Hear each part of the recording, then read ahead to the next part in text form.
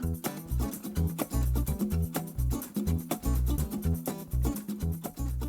everybody, welcome back to another edition of CCMA Kids. Well, this week the weather has been so nice, and I don't know about you, but one of the things my family has really enjoyed doing is bicycling. So I thought this week we might do a project based on bikes, but not just any bikes. We're going to do color wheel bikes. Okay, let's get started. Okay, so today we're going to need some red, blue, and yellow paints, our trusty marker, some lids, some water, and some brushes, and a ruler. First thing we do is we're going to take just any lid or any other circle in the bottom corner of your page. You're going to trace it to make a circle. Yeah, just go right around the edges. All right. We're going to divide up this circle into 6 pieces, like a 6-piece pie. They don't have to be perfectly even, just that there's 6 of them. So I'm going to go ahead and do that now. Now that I have the basic structure of the color wheel, I'm going to go ahead and fill in the yellow, blue, and red areas that make up the primary colors.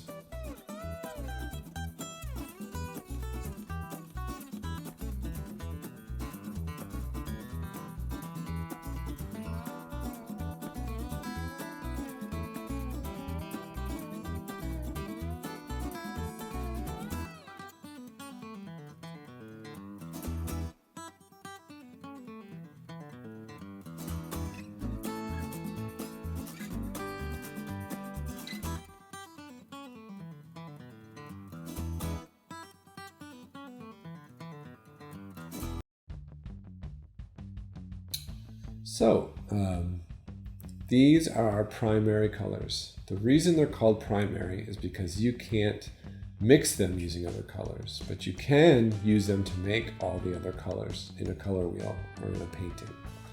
So what I'm going to do now is taking these primaries, blue, red, and yellow, I'm going to mix them to fill in these empty squares, starting with the red mixed with the yellow, then the yellow and the blue, and then the blue and purple.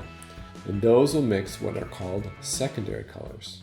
So I'm going to go ahead and start filling those in now.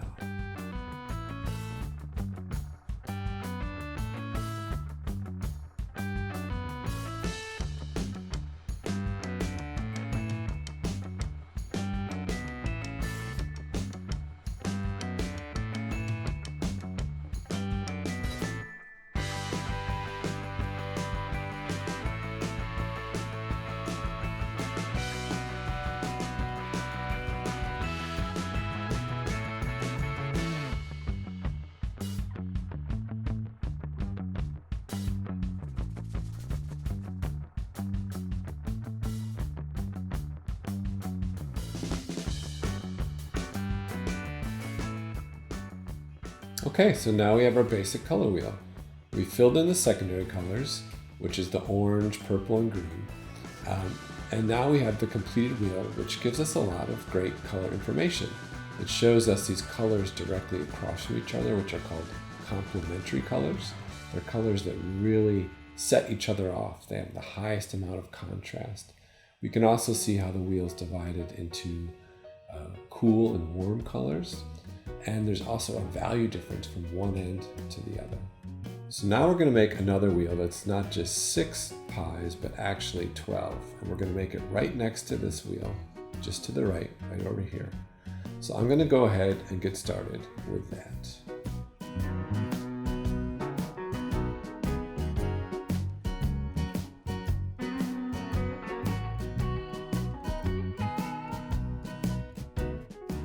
So I'm going to start filling in this second wheel using the 3 primary colors because they are also the building blocks for our second color wheel.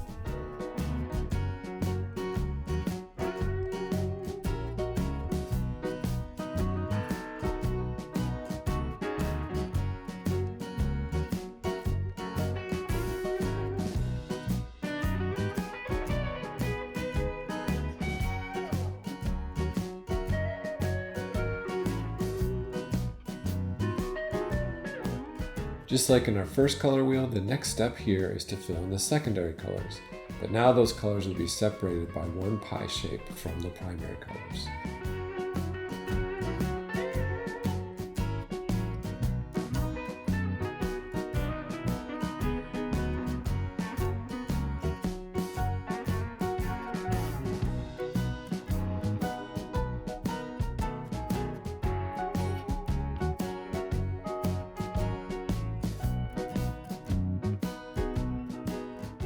So here we have the 6 colors that we had in our first color wheel.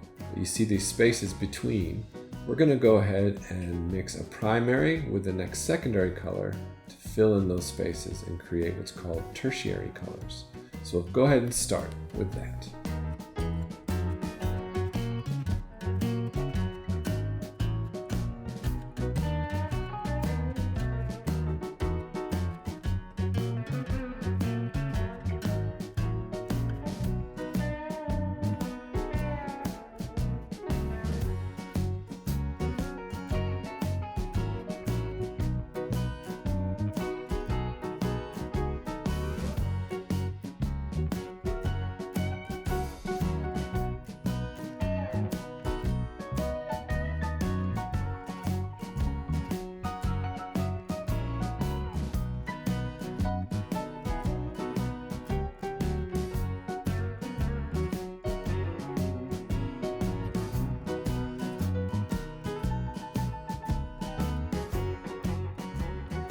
Okay, now we have our second color wheel, and you can see the gradations are a little more subtle as it transitions from the different colors. This 12-part color wheel gives a better example of how the color wheel is really divided into warm and cool colors, how there's also a really light and dark side of the color wheel. Now that we've had some practice mixing colors, we're going to go ahead and make 2 more pairs of circles on our page. But we're just going to mix them with solid colors, any colors you like.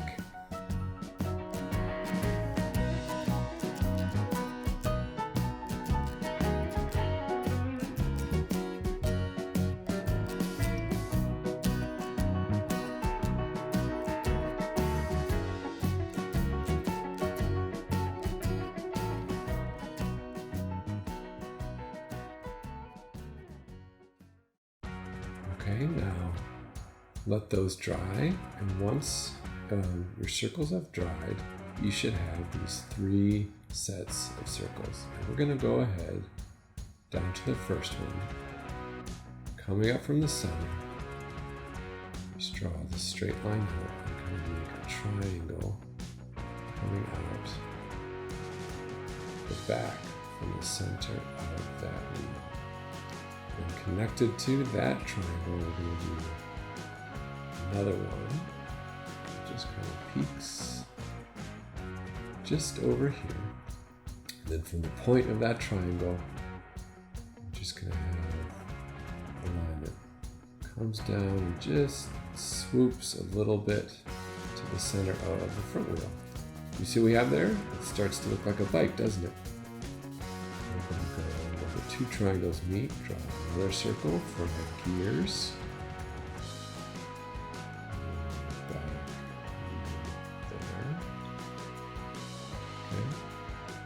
Make these lines thicker with the tubes of the bike.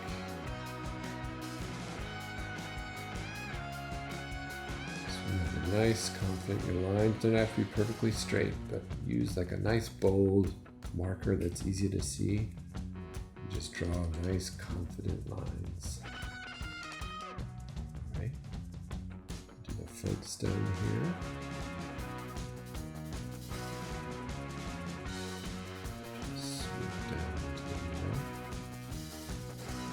Put some petals on, just a straight line down,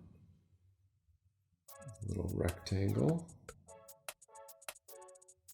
All right, I'm just going to finish up this bike frame with some handlebars and a seat, and then I'm going to move on to my other 2 wheels, 2 sets of wheels, and make 2 more bikes. All right, so just put the seat in, and I'll start on the other ones now.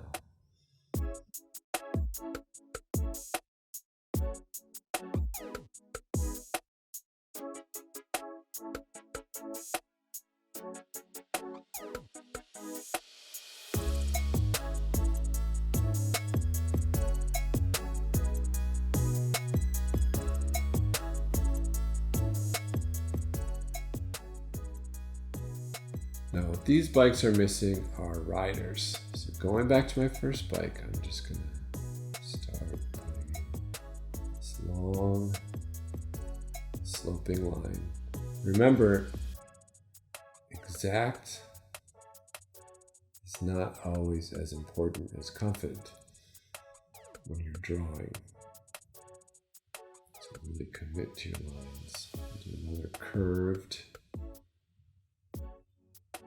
line back here. We start to see somebody's legs. Shoe kind of poking out. Draw another pedal. Okay.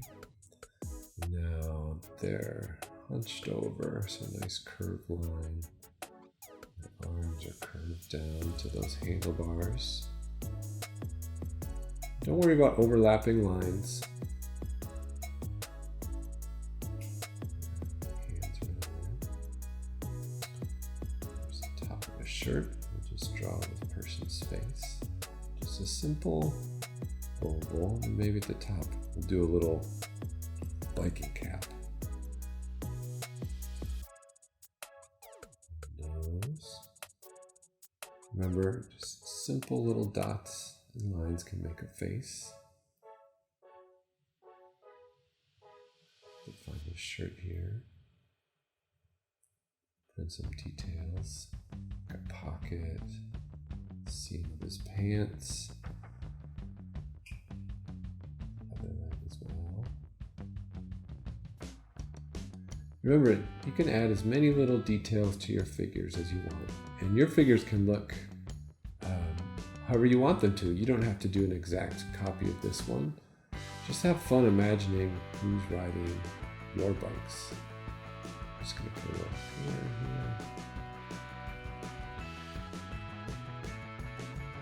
Maybe put a pattern on the shirt. As you can tell, I like checkered shirts, so I often draw my characters with checkered shirts on them. Plus the grid is a nice contrast to all these circles.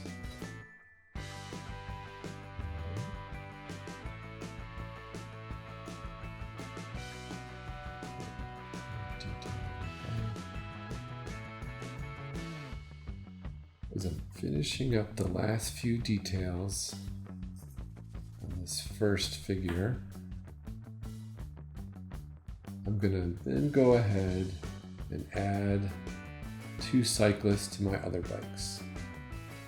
So just finish this up and then we'll go ahead and do that now.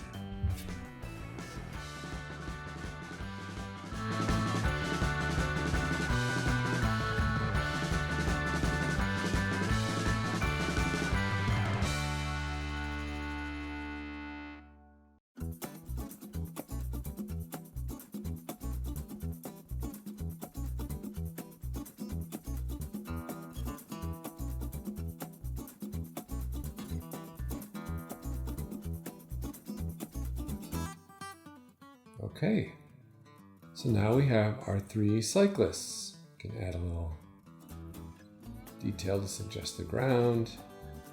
You could put them in a landscape. You could add tire treads. Really, it's your drawing. You can do whatever you want. Now, I hope this was fun to learn a little bit about color, and at the end do another fun drawing. And here we are, all done.